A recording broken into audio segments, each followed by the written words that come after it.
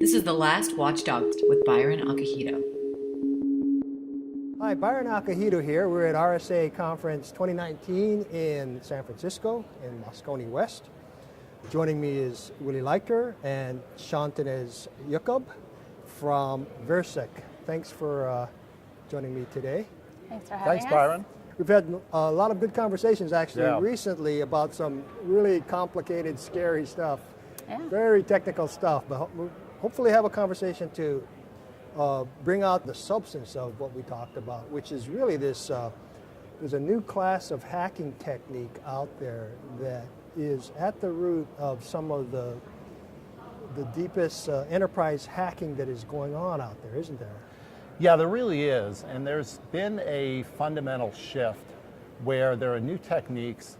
There's a lot of talk about fileless techniques, which is kind of a broad category. It doesn't really say what, it says what they're not what they are. But really, the common thread is attacks that are targeting memory, targeting applications while they're running, as opposed to when something's sitting on a disk or a bad file coming in. And it turns out there's a lot of gaps, a lot of ways to manipulate applications into going off the rails, doing bad things, and the hackers are exploiting this. Shauntinez, why is that? Why is the opening there? Well, we spent most of our time protecting the perimeter and looking at traffic coming in. We didn't put a heavy concentration on protecting the app and the full app stack. And as the skill sets evolve, so does a hacker skill set. So we're seeing an increase of skill set in nation states. They are getting more active and more targeted in who they're going after, and eliminating the middleman, so to speak, the you and I with just phishing attacks and so on. They're going directly for the application itself and using the tools that you've already trusted, that you've left open during your development cycles.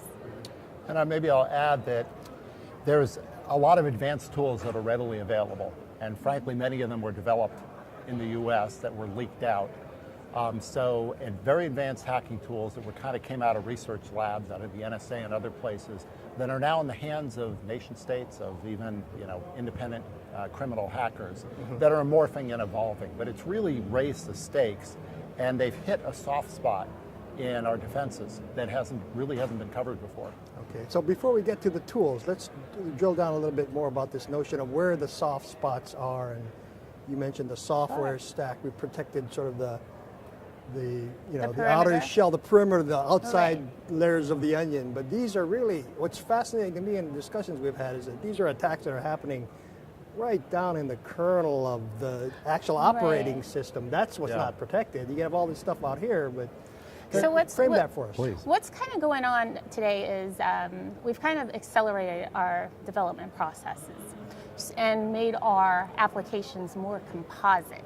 So you have the big companies that have their own development teams inside your DevOps team that quickly turn out new application functionality and capabilities.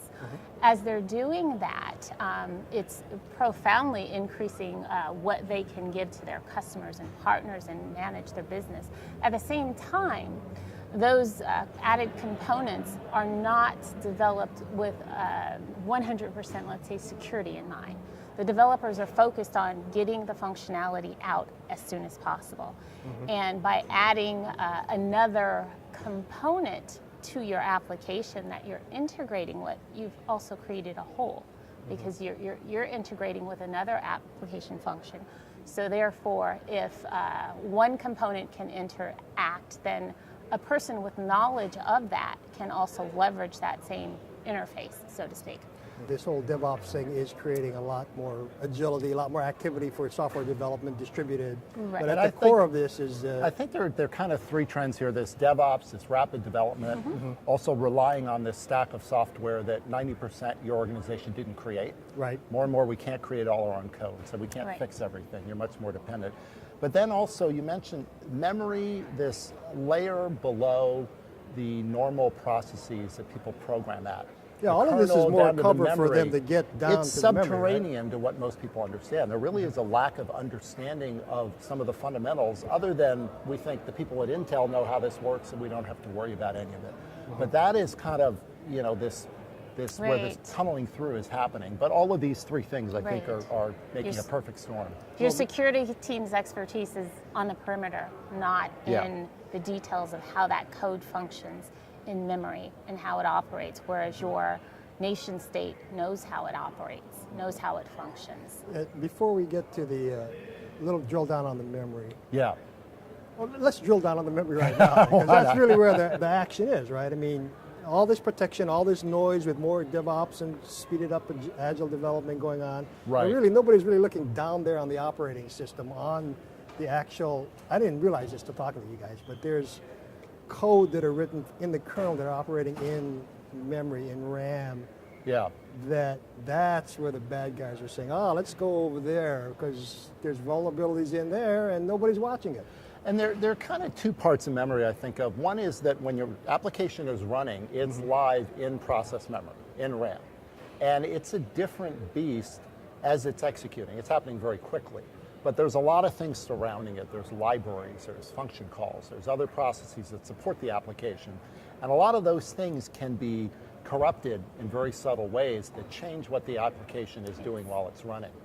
And then the other part of it is there is this kind of layer below what most programmers are taught in school or have ever touched, which is the actual memory usage, where the memory calls on a block-by-block basis. It gets very arcane and complicated. You're down there at the operating system, at the Windows or the Linux kernel, so to speak, and it's going out to the apps, there's many, many, many apps, and it say, okay, now Mr. App over here, App A, you may run, and it's using the memory, and that's where this And the other part of it, this term fileless really means there's no discernible piece of malware that might have a signature that a traditional tool could stop at the perimeter.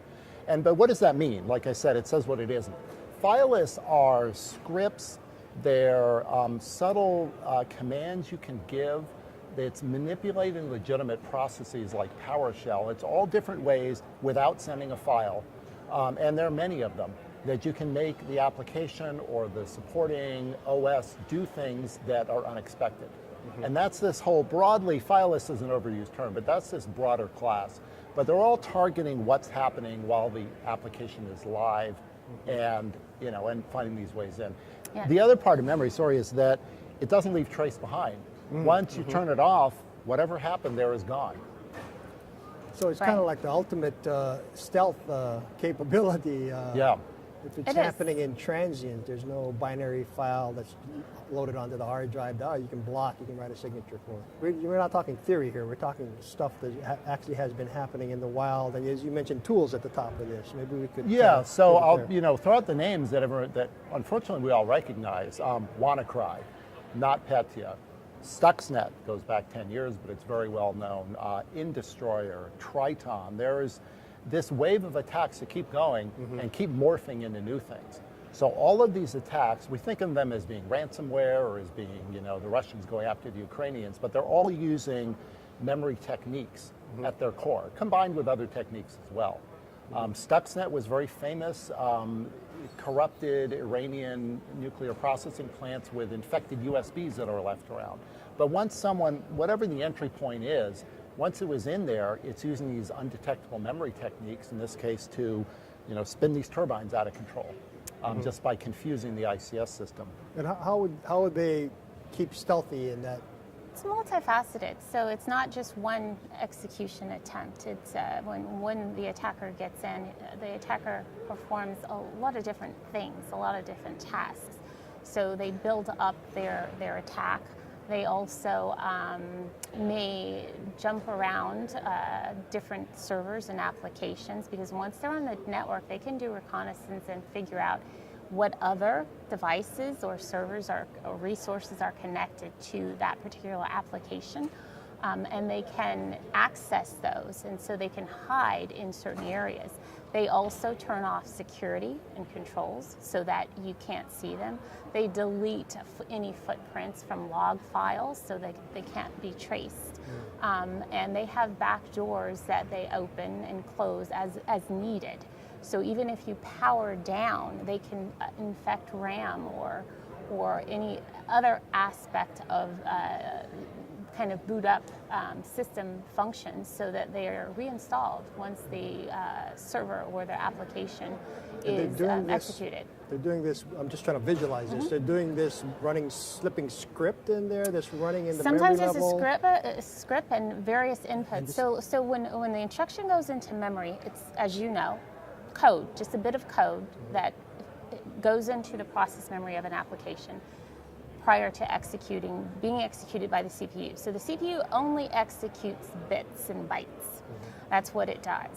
So it's changing those inputs so that the CPU executes in a certain way, the way that it's known to perform a certain task or access a certain resource or another area in memory. If I access an area in memory that belongs to another process, then now I'm in that process. So it's doing tasks like that. So it builds upon itself using the tools, and once it's in, it can run a script from a command line. The command line interface that you're used to, it can run commands similarly to that. It could run PowerShell or any executable file that may even be in memory. And I mentioned a couple names of these tools that do some of this stuff. Well, I was going to mention a simple example, which is DLLs. These are the libraries that support running compiled applications, and there are hundreds of them there, typically, and they're not looked at by security products. No, these are, I have to wrap my head around this, but libraries are essentially little instructions that you don't want to have to repeat, so you put them in a library. Right. Exactly. You go in and you write a script to grab that library. Right. And they're generally not part of one program. There may be custom DLLs, but they're part of the OS in general to support multiple programs. So you don't have to code everything yourself. So you can share. But swapping out a DLL is a surprisingly hard thing to defend against unless you know what all those DLLs are supposed to do beforehand. Just because nobody ever thought that they needed to be No one ever looked at it, defended? And that's something we've worked with a number of industrial control companies. They're terrified of just this, what seems like a fairly straightforward hack, but it's just not been on the radar for what people are looking for. So I don't know if this ties in, but I was trying to back you into an explanation of, you mentioned Eternal Blue and Double Pulsar. So part of the reason this is scaled up is because those tools were developed by some of the best and brightest programmers, which are from the NSA, but they got stolen. So can you I'll say allegedly, although it's pretty well established that these were NSA tools. I think, it's still very mysterious. If you've heard of the shadow brokers a couple of years ago, this was not in the news for a long time, but this group stole a bunch of things from the NSA, possibly related to Snowden, no one's quite clear, but stole all kinds of advanced tools and tried to ransom them, tried to sell them, and then just put them out there for free. For free, And they kind of did it in multiple phases, so who knows if there are more coming. Just to cause, the motives, some people think there was disgruntled employees trying to embarrass the NSA. It was certainly embarrassing for them.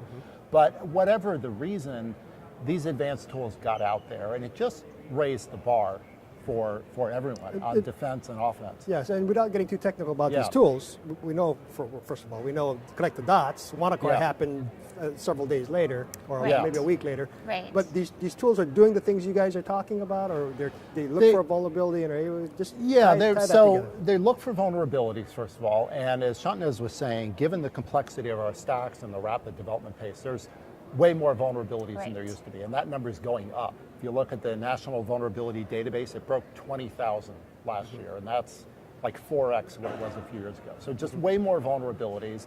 And those are the known vulnerabilities. Those are the known ones, right, exactly. We don't know all the vulnerabilities.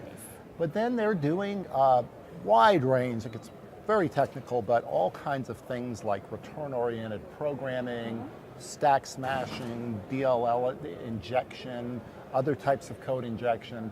It's this at that low, deep level. That all are targeting, excuse me, runtime.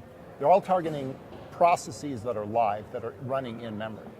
There's a term we use, which is that these weaponize at runtime. So they're really not weapons when they come in. An analogy, it's a little simplified, but if you were to take a plastic gun and disassemble it and have multiple people go through security, it probably wouldn't be detected. But you put it together, after it's through security, and it it gets weaponized. And that's, it's not a bad analogy for what happens with a lot of these things. These are very targeted attacks. These are not, script kiddies in their basement trying to just, mine for Bitcoin or whatever, using run-of-the-mill things. These are focused, they're aimed at organizations, they're aimed at specific pieces of equipment. So the Indestroyer attack that hit the Ukraine, they knew, they discovered through reconnaissance that they were using particular kinds of Siemens logic controllers, and they found all the specs on them, or found someone who built it, who knows. So they could get into the details of what they were attacking.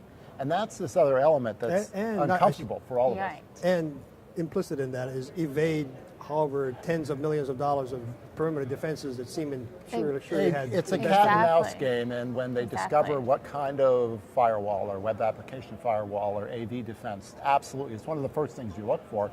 In fact, we've seen attacks, as Shauntinez mentioned, that target the security product first, like an intrusion prevention system. You change some of the rules there, and suddenly, you're flying right by. So it's like you're bribing the security guard. So I guess we can move on to the $64 question. Is, do we throw up our hands and say, oh, all is lost, or obviously not? You guys are focusing on this and have put a lot of energy and resources into an approach on how to deal with this going forward. Yes, so we're at RSA. There's certainly, I think we're on the bleeding edge of a lot of these things that are happening.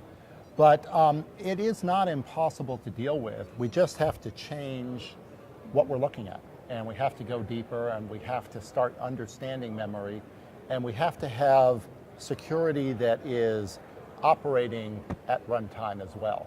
Essentially not, I think I divide the world into stuff that happens pre-execution, before something executes. That can be, malware, bad files, things you identify, signatures. There's stuff that happens afterwards, whatever the breadcrumbs of the damage, lots of tools that do analytics there. The ones on the pre-execution are kind of guessing at what they don't know. And the other ones are also guessing and also too late. I mean, they may react within minutes or days or never. But you have this window where it's really happening. And that's really what our focus has been, is developing tools that can understand what applications are supposed to do, what the intent was, and we have lots of patents, we can go very deep on this, and then comparing that to what's actually happening at a simple level. And by doing that at runtime, we can see almost definitively something bad happening. Okay, so let me ask you. I did not ask you about this earlier, and I've been wondering about it. So you're kind of suggesting that you guys, what you're doing is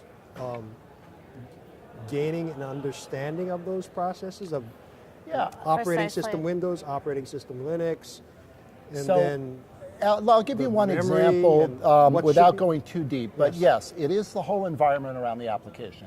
It is the files, it's the processes, it's the DLLs.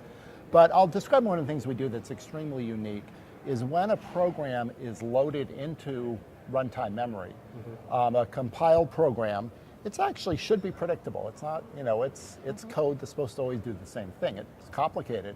But when it has been for the previous 10, 20 years, 30 years, when it's loaded into memory, the assignments of all the memory it's going to use while it's running are determined and they're fixed. So the source and the target of every single memory jump is set and shouldn't change. So when it's loaded into memory through some tricks we have, we map all of those memory jumps. So you are watching it. Yeah, we are watching it. Well, we're creating what it's called an app map, and we then are in real time comparing all of the actual steps it takes to what's in the map.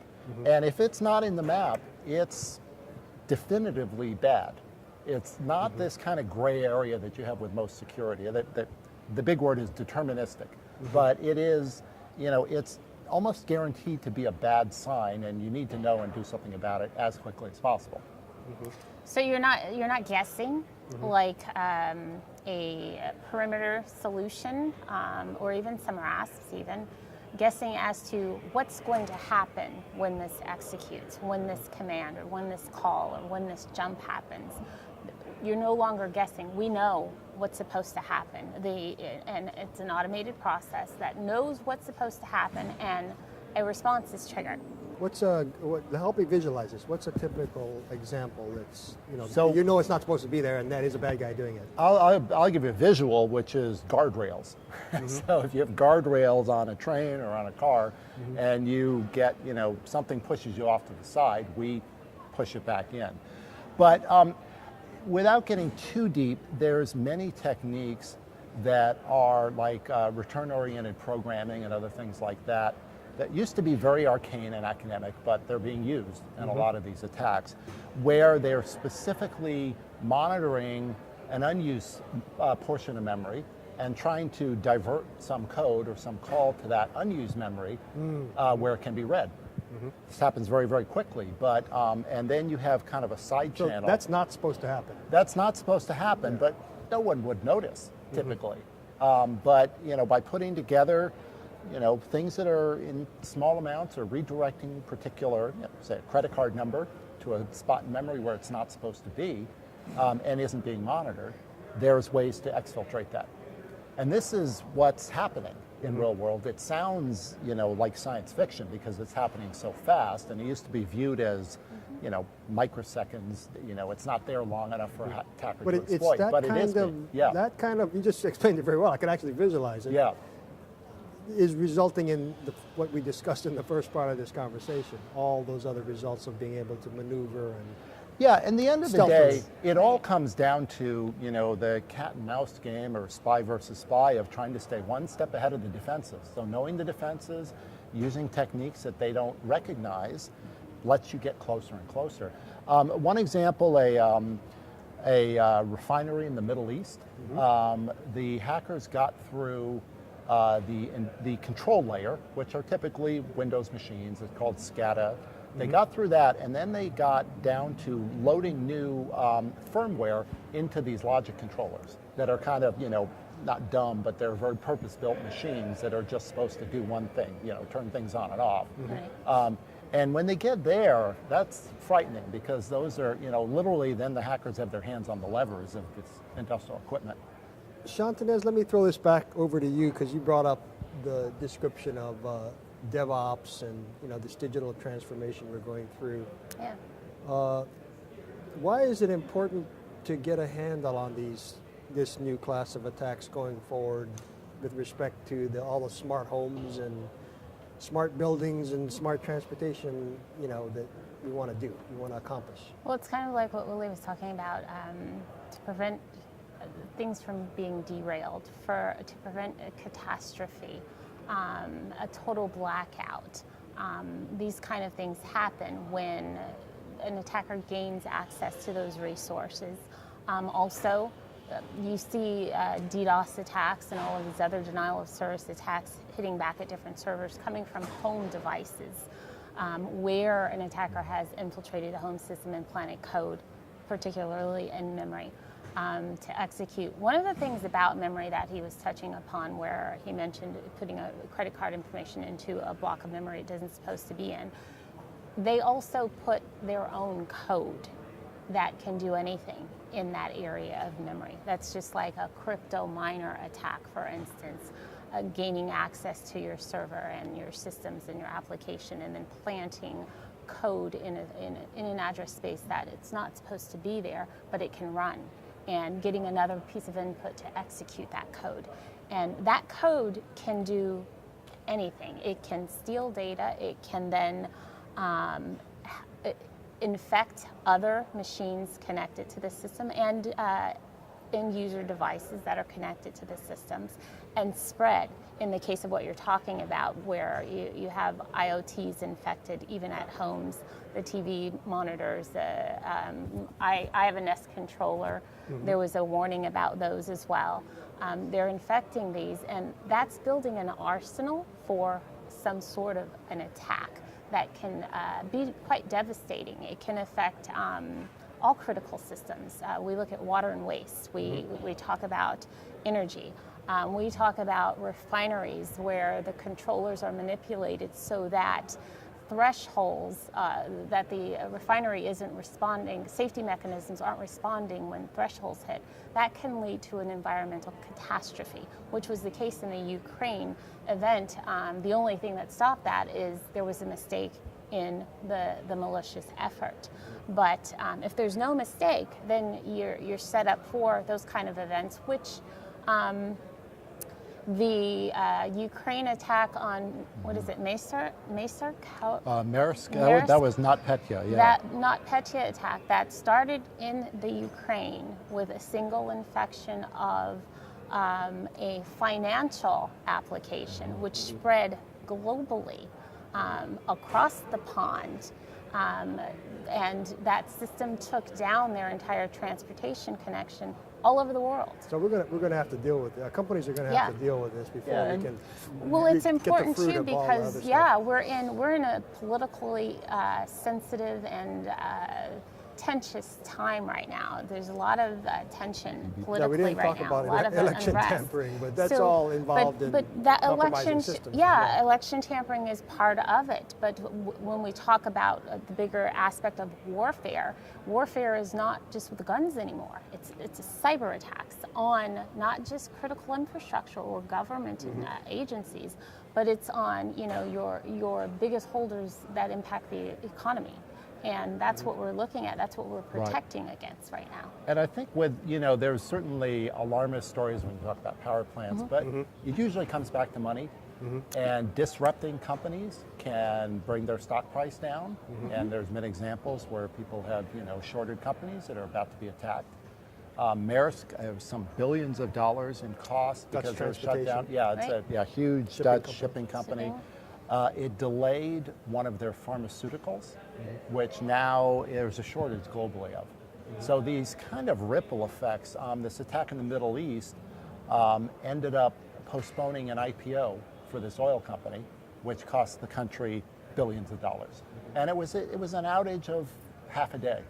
So these things, the potential cost is huge in just causing disruption, and it's not always just for creating chaos. There's people with clear motives behind it. Where are the high-level company decision makers where are they on their level of understanding? Because this is really deep technical stuff, and they hear a lot about technical threats. How does it stack up, and where do you see this going? So it's a challenge. Certainly there's breach and security fatigue. This is my 20th RSA, and there's I'm amazed that CISOs stay sane because it just seems to keep coming and coming. But there's a gap here. It's always about the next step and the next gap. Are we behind? Are we ahead of the attackers? And there's an opening, and when there's an opening, it's being exploited. I think some of the more perhaps paranoid or forward-looking organizations, for example, we partner with Raytheon. They're involved in many U.S. and global government and commercial, high-value targets, and they're extremely concerned about this. And they're very proactive, and they're developing, working with us and other solutions to try to fill this gap. So, when there's a gap, there's an opportunity for mayhem. I think too, CISOs, particularly when we're talking at the highest level of decision making for these companies in terms of security, put a lot of trust in manufacturers of memory operating system on chip level to put in place protection at the level that we're talking about. And those companies do put things in place to protect at that level. However, when we're developing software, most of the time we're not focused on leveraging that, or it may not necessarily work for the type of code I'm writing or the program that I've written with a certain set of tools. So it's not used. So with that in mind, then you still have the whole, but the CISO won't know that.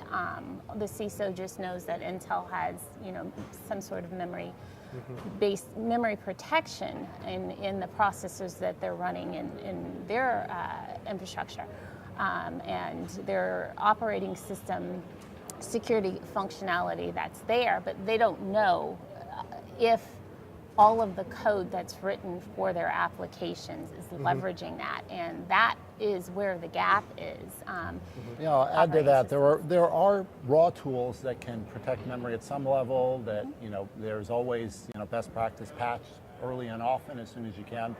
But in the real world, patching happens way behind schedule. Yep. And even best case, it takes months. So the idea that you can patch your way every vulnerability with 20,000 of them a year now, you can't keep up with them, it's not practical. The same with things like Spectre and Meltdown that came out last year. It's an imperfect world, we're running our software in imperfect environments, and we need tools that can deal with that. As opposed to saying, let's perfect code, let's perfect security, and let's never write code that has flaws in it. That's just not recognizing reality. And Equifax did a lot of things wrong. They were harshly criticized for not patching soon enough. But the reality is very few organizations can patch all their applications within weeks or months. It takes months and months or longer, or it doesn't happen. Right, yeah. So Good do point. you think, in closing here, do you think we're going to have to see, we're already seeing kind of major breach after breach after breach that's using this at the very deep level. Is it a matter of getting the word out that needs to be fixed? The memory is where the attacks are happening, and some focus needs to be put there as well, along with the other layers of defenses? Yeah, I think being sort of a leading edge product, it's incumbent on us and others to we spend a lot of our time educating people as to what these threats, how they really work, and what's possible. The fact that there are defenses for it. This has happened before in security, where there's kind of a leap forward by the bad guys, and we can wait, we can drag our feet, but that's the attacks are happening. So I think the prudent thing to do is to try to get your arms around this. There are tools out there that can deal with this. That's why we exist. So it's not hopeless, but if you're tired, you feel like you bought too many security layers over the years, that's kind of too bad. That's that's your job. You got to stay up with it. Yeah, with digital transformation, you've got to transform your security as well. You've got to be open-minded to how else I can protect my applications. Right. Baking it in at a deeper level. That brings Exactly. it quite a bit. Exactly. Well, Willy, Shauntinez, thanks for that enlightening conversation, and let's have more of them. Thank you, Byron. Presumably these attacks will keep happening, so if we can talk about more live situations and bring it out now that we've set this conversation as a foundation, it would be good. I look forward to it. Yeah, I like this. Excellent. Yeah, we Sounds really, good. really appreciate the time, Byron. Thank you. Yeah, thank you. Thank you.